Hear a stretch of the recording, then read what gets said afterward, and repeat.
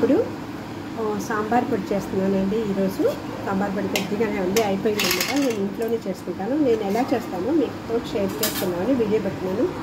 దానికి 1 table spoon oil వేసాను. మిరపకాయలు మాత్రం కొంచెం నూనెలో వేయించుకుంటే బాగుంటుందండి. మిగతా ఐటమ్స్ అన్నీ, మిగతా పదార్థాలన్నీ మనం డ్రైగానే ఫ్రై చేసుకోవచ్చు అన్నమాట. ఇది మాడకుండా కొంచెం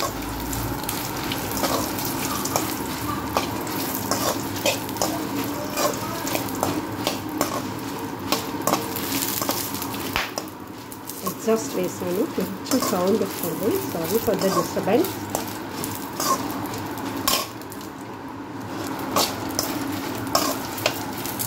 మాడిపోకుండా కొంచెం మంచి వాసన వచ్చేంత వరకు మనం మిరపకాయలు వేయించేటప్పుడు కొంచెం కళ్ళు వేసామనుకోండి, కొంచెం ఘాటు రాకుండా ఉంటుందండి.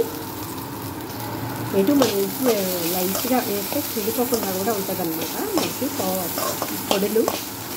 సో ఇప్పుడు కొంచెం ఘాటు తక్కువద్దండి.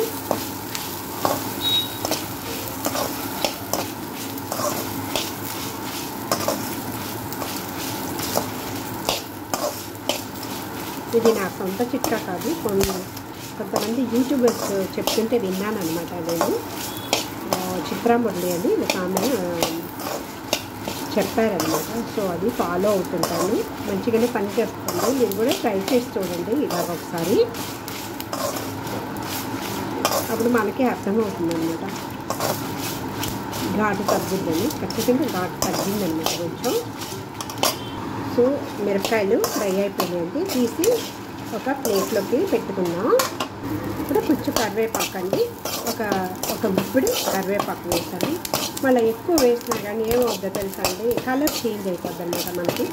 మన కలర్ కోసం కొంచెం మనం కాశ్మీరీ చిల్లీస్ ఫ్రై చేసి వేసుకోవచ్చు అనమాట. అది నా దగ్గర లేదండి ఇప్పుడు ప్రస్తుతం. సో నార్మల్గా ఉండేప్పుడు వేస్తుంటాను, లేనప్పుడు నార్మల్గా చేస్తాను అనమాట. ఒక నెలకు ఒకసారి చేసుకుంటానండి సాంబార్ పొడి, అంతకు పైన కాదు, కొద్దిగానే చేసుకుంటాను అనమాట.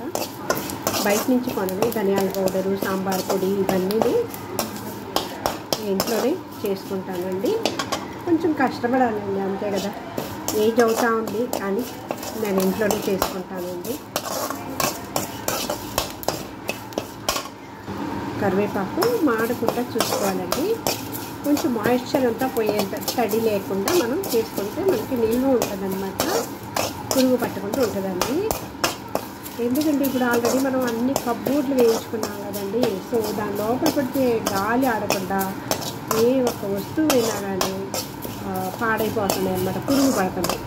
సో దానికి మనం కొంచెం మాయిశ్చర్ అనేది వేసుకుంటే మంచిది. ఇప్పుడు ధనియాలు ఫ్రై చేసుకుందామండి. కొంచెం ధనియాలు వేగటమే కొంచెం లేట్ అవుతుంది అనమాట. 1.5 చిన్న కప్పుతోటి తీసుకున్నాను అనమాట. మిరపకాయలు ఎంత తీసుకుంటామో దానికి కొంచెం ఎక్కువగానే ధనియాలు తీసుకోవాలన్నమాట, లేదంటే సమానంగా కూడా తీసుకోవచ్చు. కొంచెం వేగినాక సపరేట్గా వేయించుకుంటేనే బెటర్ అండి. మంచి వాసన వచ్చేంత వరకు ధనియాలు వేయించుకుందాం.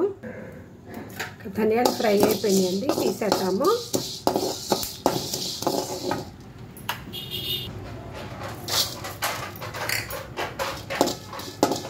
జీలకర్ర వేసుకున్నాను, ఒక 2 స్పూన్లు.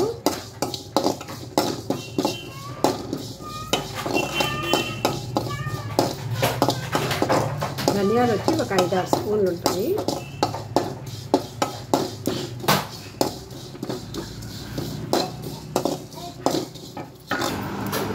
జీలకర్ర ఫ్రై అయిపోయిందండి, తీసేద్దాము. 1 స్పూన్ కందిపప్పు, 2 స్పూన్లు పచ్చనిపప్పు వేస్తాను. దోరగా ఫ్రై చేసుకున్నాము. తర్వాత మెంతులు ఒక 1/2 టీ స్పూన్, మిరియాలు ఒక 2 టేబుల్ స్పూన్లు. మిరియాలు జీలకర్ర వేసుకుంటేనే మంచి వాసన వస్తుంది సాంబార్కి. బాగా దోరగా వేయించుకోవాలి. పసుపు కొమ్ములు ఉంటే పసుపు కొమ్ము కూడా వేసుకోవచ్చు, నేనైతే పసుపు వేసేస్తాను. ఇప్పుడు 1 స్పూన్ రైస్, మామూలుగా మనం అన్నం వండుకునే బియ్యం ఒక స్పూన్ వేసుకుంటే అంటే చిక్కదనం అనిపిస్తుంది అనమాట. సాంబార్ వేసినప్పుడు లైట్గా చిక్కబడుతుంది, బాగుంటుంది టేస్ట్. ఫ్రై అయిపోయిందండి, తీసేద్దాము. కొద్దిగా ఆయిల్ వేసి, ఇంగు ఉంది కదండి, ఇది గట్టిగా ఉంటుంది అనమాట. సో ఆయిల్లో వేయించి సాంబార్ పొడి వేసుకుంటే బాగా మంచి వాసన వస్తుంది. కొంచెం పెద్దదిగా ఉంటుంది, నూనెలో వేయగానే మంచి వాసనగా ఉంటుంది అనమాట. దీన్ని కూడా మిక్స్ చేస్తాము. వేగినాక చల్లారినాక పౌడర్ బాగా మిక్సీ జార్లో వేసి పౌడర్ చేసుకుంటాం. ఎక్కువ క్వాంటిటీ చేసుకుంటే మనం మిషన్లో పట్టుకుంటే బెటర్ అనమాట, బాగా మెత్తగా ఉంటుంది.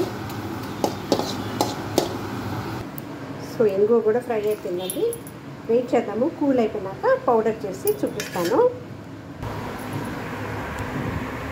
సాంబార్ పొడి ఈ విధంగా రెడీ అయిపోయిందండి. సో కూల్ అయిపోయినాక మనం 8 కంటైనర్లో గ్లాస్ బాటిల్లో స్టోర్ చేసి పెట్టుకుంటే మనకు 1 మంత్ వరకు చక్కగా యూజ్ చేసుకోవచ్చు అండి. 1 మంత్ పైన కూడా, కానీ నేను 1 మంత్కి ఒకసారి చేస్తానన్నమాట. ఫ్రెష్గా ఉంటుందని, ఇంట్లో చేసుకోవడమే కదండి. సో ఇలాగ మీరు కూడా ఒకసారి ట్రై చేయండి. నా ఛానల్ ఫస్ట్ టైం చూస్తున్నట్లయితే సబ్స్క్రైబ్ చేసి, షేర్ చేసి, లైక్ చేసి, గంట బెల్ ప్రెస్ చేసి ఆల్ అనే ఆప్షన్ని క్లిక్ చేయండి. అప్పుడే నేను ఏమైనా కొత్త వీడియోస్ పెట్టినప్పుడు మీకు నోటిఫికేషన్ వస్తుంది, మీరు చూడొచ్చు, నాకు సపోర్ట్ చేయొచ్చు. Please support my channel. Thank you for watching. పసుపు కొమ్ములు ఉంటే పసుపు కొమ్ములు దీంతో వేసుకోవచ్చండి. ఇంకా మనకి కలర్ కావాలనుకుంటే కొంచెం కాశ్మీరీ చిల్లీ ఫ్రై చేసుకుని దీంతో పాటు గ్రైండ్ చేసుకుంటే ఎర్రగా ఉంటుంది అనమాట. ఇప్పుడు మీడియం కలర్గా ఉంటుందండి. సో తర్వాత పసుపు మనం సాంబార్ పెట్టినప్పుడు, పప్పు ఉడికేటప్పుడు పప్పులో వేసుకుంటే సరిపోతుందండి. సో మీరు కూడా ఒకసారి ఇలాగా ట్రై చేయండి. Thank you for watching.